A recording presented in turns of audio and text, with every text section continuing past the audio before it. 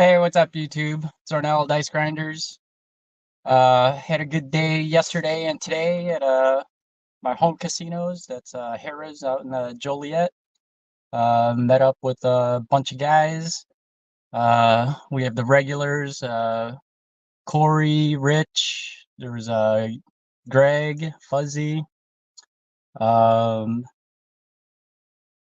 who else came out there? We had Big AZ, Joe, Craps Master Journey. He brought a friend, Brian, out. Never met him before, but I know he's been in the chats and things like that. uh, and also Mickey from Iowa and Chris, Demon Dog. I believe that was pretty much the group. Um, it's always great meeting up with them. Uh, Me, I like to play, so I'll play with anybody. uh, get along with everybody at the table. Um, Yesterday, I didn't plan on actually playing. I usually just drop in after work, grab my like free play coupon and stuff like that. Um, but I couldn't resist. I saw Stick Right was open up, but actually it was a Stick Right 2, and there was only like a handful of people at the table, which is kind of like how I like if I'm doing a hit and run. So that's what I did. I jumped on. Um, Bad part is I rolled once yesterday, got the dice, uh, and I rolled like five come out sevens. Uh, Even had them switch the dice a couple times.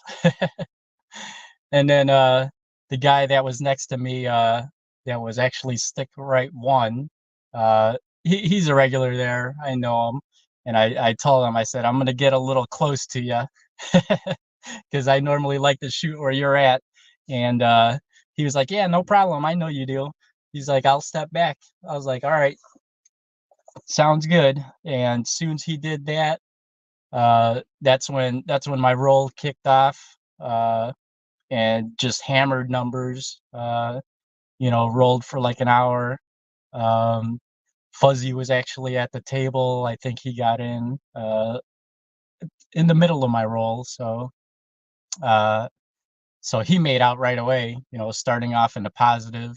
Um, and me, I'm a low roller. I bought in for $100. I do what I normally do, and you know, uh, basically it was like 1,000% return, which for me I try to do all the time. So did that, and then ate with some of the guys. um, Unfortunately, Fuzzy was the only one at the table. Oh, and the other guy, Mickey, he was at the table when I rolled, so we all profited yesterday. After that, I let all the guys know that I'm not going to play, until tomorrow morning.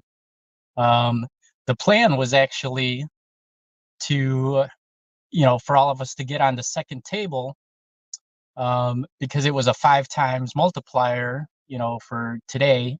So I actually got there pretty early. It was probably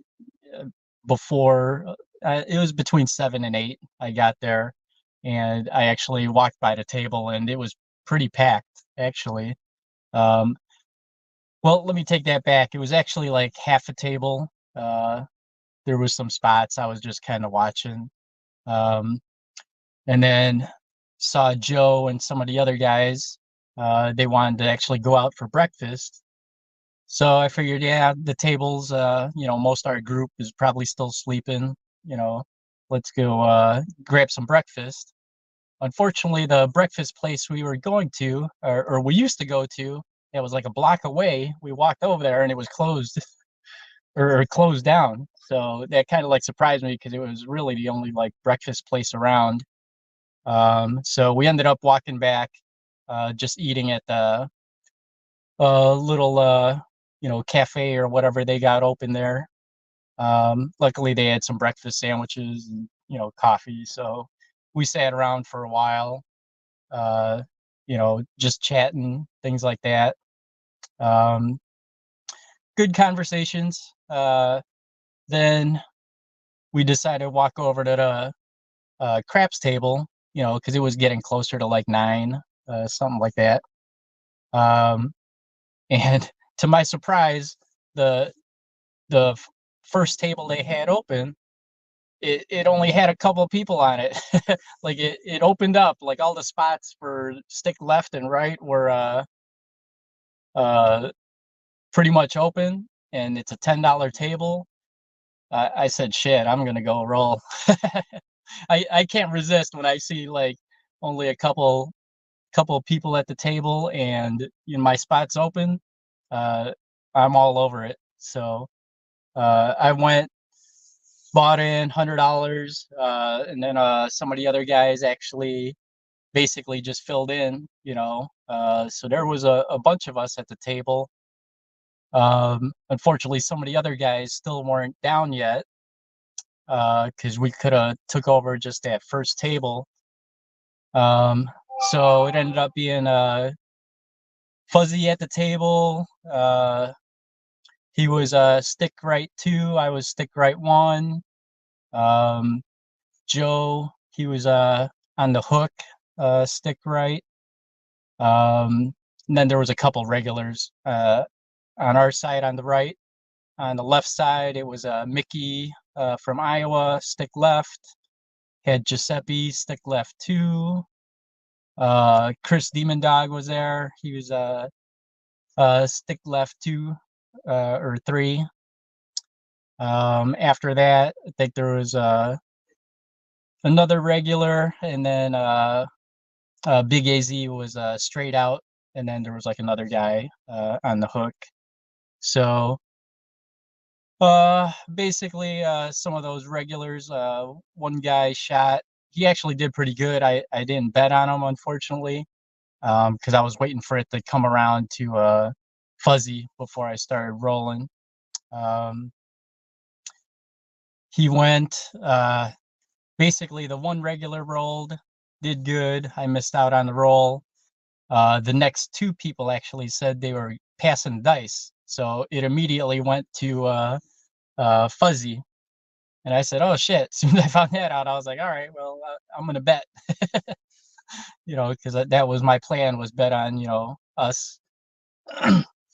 So I went ahead, did my normal bets. I always bet the fire on him and ATS. I know he can roll.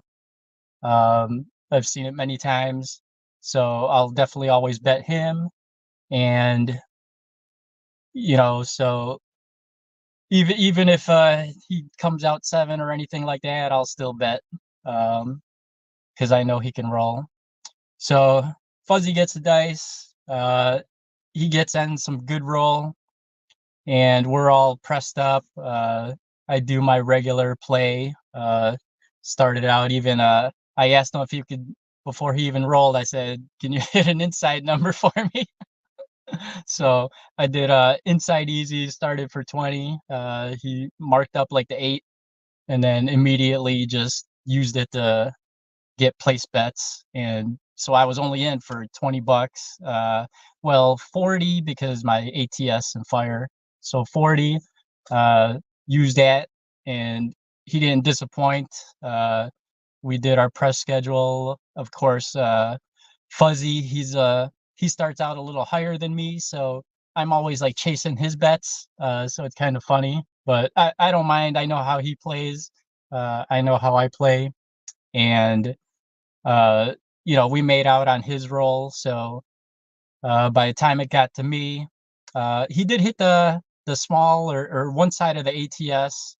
Uh, for some reason, we just couldn't hit the ATS. Always leaving just one number. Um, so he had a great roll. It had to have been more than a half hour. I get the dice. Uh, I got money in my rack now, so but I don't veer away from like my betting. I did the same thing I did on Greg. Uh, Bet the ATS the same. I even bet starting out with the inside easies for me. But I left mine up for 2 hits. So left it up, got 2 hits off it, and then spread out, use that for uh, the box numbers. And we're usually farming the field. So when he's rolling or I'm rolling, it depends. If I don't see him hitting the field a lot, I'll get out of it, because there's times where I've seen Fuzzy, he'll hammer uh, field numbers and box numbers. Uh, this time he wasn't really hammering the field numbers, so I got out of it pretty quick. Um, but when it got to my roll, I always farm the field. I know I hit, field numbers, and I just start pressing my box numbers, get everything pressed up. Um, I also hit a side of the ATS. We couldn't hit like the fire bet. I think a couple of us were missing it by one. Just needed one lit up for like the 4-point fire. But did good on my roll. I also shot. It had to have been at least a half hour. I know there was at least a stick change in there. So we did pretty good. Looks like we got a bunch of people out there. Looks like SJ. Hey, how's it going? Great group of guys. Yep, always enjoy playing with them. We enjoy. There's Chris Demon Dog out there. We enjoy playing with him too. Glad you made it out. I actually watched him before I jumped on the table. He actually was rolling. I saw him only playing the pass line and odds, and he almost had the ATS hit. I think he missed one number on each side of a 5 and an 8. Oh man! But I didn't even see any box numbers. Like I didn't really see him playing any box numbers. I'm like, man, he's hammering these numbers. Like I watched him hammer the 9 a bunch of times, and I kept thinking to myself, I would have had that thing pressed up, starting from minimum. Evan Smith out there, what's up? But anyway, so it gets to after my roll, gets to Mickey from Iowa, and I see he's setting, a hard way set and doing a par shot, so I'm like, hey, I'm gonna bet this guy. We already got money, after mine and Greg's roll. So I already told myself I'm gonna bet on, us, our guys that are there at the table. So he actually went on a great roll too. And again, we're missing the ATS. So close, but he got a good roll. Definitely made money on him. Giuseppe was next. Unfortunately, he PSO'd, so everybody took a little hit there. Once they got their bets up. After that, who was it? After Giuseppe, I think Chris Demon Dog. He was after him, and I think he did okay. Little short roll, but did okay. I think I probably like came out even, maybe. Don't remember, but luckily the guy next to him actually passed the dice, and it went to a big AZ, and right away, I didn't realize he was going to get the dice, so I told him, hey, let me get my ATS and Firebet out there, so they let me get it, even though he already kind of like had the dice. And I told him, I said, hey, I didn't know he was going to shoot, so they let me get it. But yeah, he started out little rough, hitting a bunch of rubbish numbers before hitting the point. I saw he was setting what I call a all-winner set. He calls it the TST. But once he got the point set, we were off to the races. I mean, he was hitting all the numbers. I know that all 7th set, when I use it'll hit all the numbers. I think he missed like the small. He needed the first go around, he only needed the 4 for the small. Uh, I went ahead and laid it because I'm like, all right, he's all around that number, hitting 3, 5, and aces, but no 4. So I'm like, all right, I'll just lay it for a little bit to hedge. Good thing I did because he hit his point. It was a come out roll. He ends up resetting the ATS, so I win my lay bet. Me and Greg, I think, laid it. I think I did it for 60. I only had a nickel on it, so to guarantee myself. But he reset. We just went back with it. Went back up on the ATS, um, and yeah, he had a great roll because I mean that was over. His roll had to have been over like 40 minutes, uh, and me and Greg, I know we're pressing up our press schedule. I remember looking at the other side. There was actually a don't player, and when Big Az was hitting all the rubbish numbers, uh, I mean that don't player was stacking them up. You know, he was making money. So both sides made money. I mean, he was playing the don't side and made money, and all the light side players hopefully made money. Uh, I remember seeing Joe Crapsmaster Journey. He had bets out there, but and he actually pressed up, regressed. I saw all that, but then he took all his bets down. I kept thinking to myself like, wow, I would have left minimum on the table at least, and then just press up from there if he already got his money back. So I didn't quite get it because I'm not used to that where I'll just regress all my bets and wait until the roll's over. But that's kind of what I seen him do. Uh, so unfortunately, I don't know if he won like everybody else. But it's interesting to watch everybody's different play, uh, which is great. A lot of the guys at both ends, luckily, kept the chips out of the way, at least, like landing zone. Except when Big Az first started rolling, we're all seeing him hit all the chips. And these are chips that are on the place or, everyone's place bets. So I think he was trying to shoot towards the hook, but wasn't making it, and just kept nailing the chips. And I'm like, talk to Greg. I'm like, man, he should be shooting at the other hook where there ain't any chips.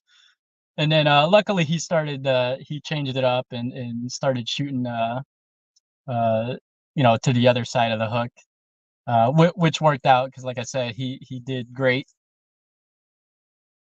All right, looks like we got a two-wheel paradise. Trey, what's up? All right, Blazers out there. Oh yeah. I left there, went and got a haircut. My wife is actually I'm waiting for her. She's getting a pedicure next to the haircut place. So I figured, hey, I'll do a live, let everybody know what happened. But yeah, I know after Big AZ's roll, a bunch of people colored up. I wanted to at least roll one more time.